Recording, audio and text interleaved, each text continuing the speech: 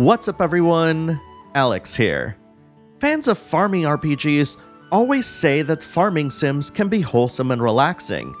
Yet for many, its gameplay typically revolves around trying to accomplish as many tasks as you can while managing your stamina and the amount of time you've got left for the day. These two elements are primarily what makes interested newcomers shy away from these types of games. Perhaps seeing the increasing popularity of games in the genre's periphery, like say Stardew Valley and Animal Crossing, Square Enix finally decided to throw their hat into the ring with a game of their own. This comes in the form of Harvestella, a game that promises to blend elements of Square Enix classics with an increased focus on its main narrative and ensuring that newcomers finally have an easier entry point into the genre. But one has to wonder, will Harvestella's offerings be enough to entice new players into a new genre of games? As mentioned, Harvestella is an action RPG that has farming and crafting gameplay, developed by Livewire in conjunction with Square Enix, who also serves as publisher. The footage that you're seeing right now is from the PC version of the game, and I want to thank Square Enix for providing this game code. In Harvestella, you find yourself in a foreign land beset by an ever-encroaching famine known as the quietus. This phenomenon has seen crops wither and townsfolk sickened by a mysterious plague with no end in sight. It's up to you and your allies to find the cause of the quietus and save the world from plunging into certain doom.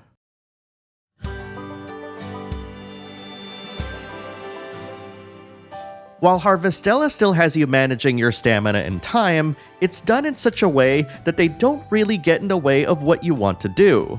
For instance, the release demo saw a worrying pace for when time advanced while on the overworld, as well as while exploring each of the areas.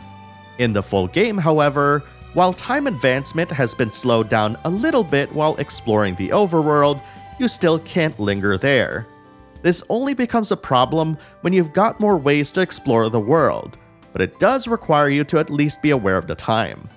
Where the advance of time is significantly lessened is while exploring the various areas in the world, which is where the game wants you to spend a lot more of your time in. In addition to this less rigid time advancement, there are many opportunities for you to easily get back home by way of moats that also serve as save points. This isn't a feature exclusive to Harvestella, of course, but just the presence of these moats can assure newcomers that there's always easy ways to get back home, encouraging them to push forward as far as they can. Outside of that, there's also a bell you can craft that'll also send you home. In short, getting back home isn't really a problem, and your bravery to push the boundaries of both your stamina and time is rewarded greatly by having more things accomplished per day. For example, if I picked up a bunch of seeds that I could plant after a long expedition, I can always go back home earlier and plant these seeds before heading to bed. Yes, that's possible, and actually very easy to do. Also, not every event in Harvestella takes up time. Portions of the main story, where you're doing certain activities, will lock you out of specific activities, but you're not penalized for meandering about. The clock doesn't even appear at all. In fact, advancing a character's relationship won't advance time either. And before any of you ask, yes, you can romance characters in Harvestella with no restrictions, though you will have to beat the main story first to advance your relationships further. Part of why things feel easier to accomplish is due to its developers looking at the landscape of games in the genre and choosing what quality of life features to introduce. For example, your watering stick doesn't require you to go back and forth between your crops and a well to refill, it just has infinite amounts of water. When it comes to combat, Harvestella isn't one of those games that'll have you making fancy combos with different skills and abilities. In fact, you can't combo attacks into more powerful attacks or job switches at all. Instead, its system is focused on allowing you to dish out damage as much as you want, and then having you let up on your attack whenever your enemy is about to retaliate with their own offensive. This is evidenced by AoE markers that appear on the ground, or boss mechanics that make battles feel more epic than they are. My favorite boss battle reminds me of a dungeon boss in Final Fantasy XIV, where you jump from one platform to another in order to avoid a massive dragon's powerful attack that can instantly kill you with one blow. Then, of course, finding your way back to them to pummel them with more hits. Felling this dragon was very satisfying, and I really enjoyed the challenge. That said, Harvestella is a pretty easy game, all things considered. While the lack of comboable attacks might disappoint some, I frankly appreciated the pace of combat in Harvestella.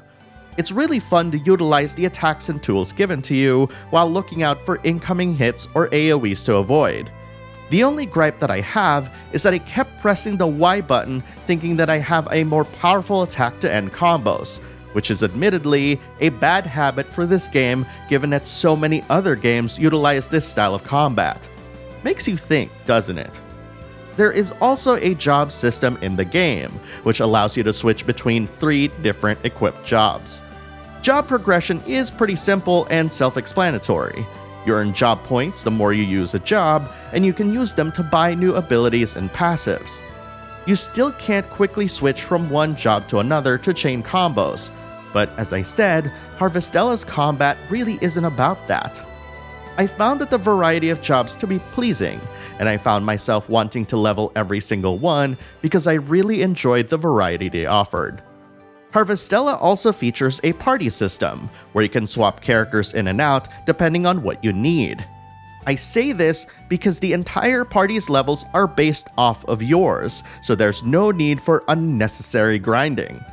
The only thing you need to do to power up your members is to upgrade their weapons at the blacksmith using materials and grilla, which is money. Alas, there is one annoyance when it comes to one aspect of crafting. For one, if you want to process food, like say, make cheese from milk, you'll still have to grab those items from your storage and have it with you in your inventory in order to throw them in. But for crafting and cooking, you can leave these items in your storage. This is not really a deal breaker, but it's still a weird choice. Speaking of, one other thing I heard some complain about is a lack of customization options when it comes to the main character. As someone who identifies as non-binary, I appreciated the choice of being able to select that. That said, I will say that whenever games introduce options such as these, that this comes with an expectation that a certain degree of customization will be had, may they be different hairstyles or other facial features. And while it was okay back in the 90s to just name random party members yours or your friends' names, people's expectations in the present day are much, much different. Another complaint I heard about is the seemingly lack of graphics options on the PC and its performance on the Switch. On the PC, the only available graphics options are resolution, VSync, and refresh rate. And on the Switch, based off of the demo alone, the frame rate cap is pretty low and a little unstable at times, with its visuals looking a little bit muddy when compared to the PC version.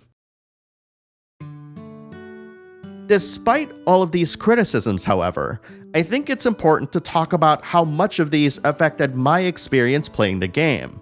And frankly, they really didn't. Sure, there were a few bits and pieces that the devs could have done better, but none of these really deterred me from wanting to play Harvestella practically every single day since I started playing. While the lack of customization seems to be a huge sticking point, this eventually became a non-issue for me. After all, much like many other games with zero customization options, what's more important is how your character feels connected to the world around you from a story and character perspective. And while many are quick to point out the lack of graphics options on the PC, the game's visuals are rendered in a style that evokes a lot of classic Square Enix RPGs in the PS1 and PS2 eras. And keep in mind that this is not a knock on Harvestella's visual style. This is a conscious design choice to not only ensure that the game looks great regardless of your settings or platform, but to also specifically evoke a nostalgic feeling, one that many longtime JRPG fans like myself are quick to identify.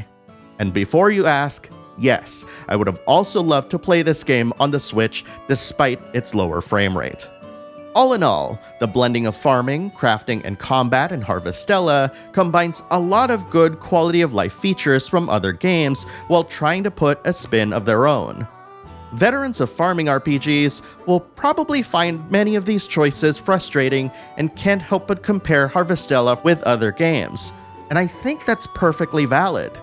But I see Harvestella as less of a farming RPG and more of an action game with farming and crafting elements, with a focus on delivering a high-quality narrative and characters dealing with a lot of complex emotions and backstories. Your time in Harvestella's world will be relatively wholesome and easygoing, no thanks in part to a combination of its adjusted time advancement and its more relaxed stamina degradation. This freedom, firmly rooted in its gameplay, contrasts heavily with the dire encroachment of the Quietus, which negatively affects the environment and the people around you. From beginning to end, your journey to uncover the mysteries behind this and the various sea slights will have you discovering new things about this foreign world that feel magical, mystical, and, in some ways, familiar. Exploring more of Harvestella's world means meeting helpful allies and taking down dastardly foes, some of which are even human. It's in this sense that Harvestella's world feels fully realized, and it's not afraid to tell stories of loss, friendship, and hope, among other things, making it no different than what you'd expect from Square Enix higher budget titles. In fact, there have been numerous times when even a single side quest felt so meaningful to me that these made me feel things that would normally be relegated to larger, more epic storylines. By grounding its side quests in Harvestella's reality, there's a wealth of wonderful story threads that you can follow that will expand your understanding of the world beyond what the main story dictates.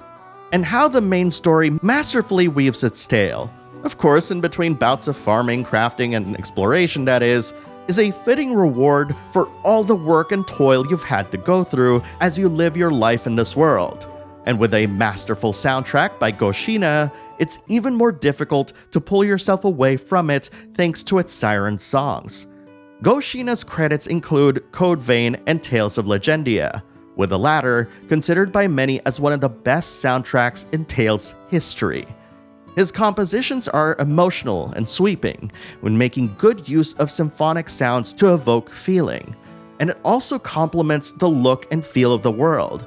There's a feeling of sorrow in his compositions, a feeling that the world is dying as Quietus encroaches upon it. But then you hear melodies that swell higher, a representation of hope, and in a way, a representation of you, as a player, in the song itself, someone who is trying to make the world better than how you found it.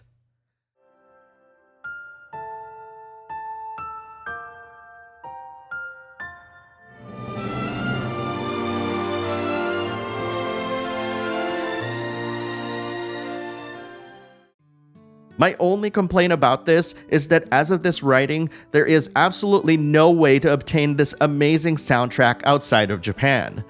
Much of what you've heard here came from direct recordings from the game itself. Let me buy this dang soundtrack, Square Enix.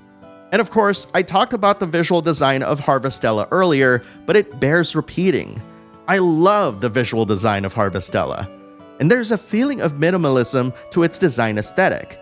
Now, keep in mind, when I say minimalist, I don't mean sparse. Towns are filled with quests and people going about their daily lives, after all. And the user interface reflects this minimalist aesthetic, with white text in front of black backgrounds. It's purposeful and without excess. I also love the character designs by Isamu Kamikokuryo, who is best known for his work in Final Fantasy XII, and also being the art director for the Final Fantasy XIII trilogy. Which, by the way, I love Lightning's outfits, and you can see that DNA with his designs throughout the entirety of Harvestella.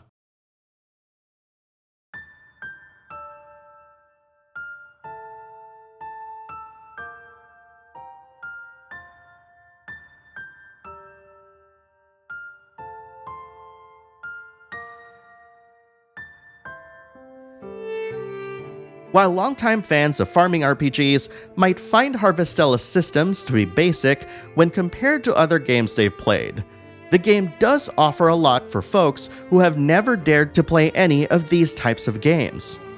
Despite requiring you to engage with its farming and crafting systems, more so than other games Square Enix has published prior, Harvestella's stories and characters are as charming, relatable, and engaging as any big-budget blockbuster they've published. It's a tour de force of great visual design and a heartfelt soundtrack that'll move your soul, combined with a seemingly dire story wrapped in a wholesome and often cheerful veneer. Harvestella might not move mountains and innovate in a genre that they've long ignored, but the whole package taken together is an absolute treat, one that I'll be taking a bite out of even weeks and months beyond this playthrough.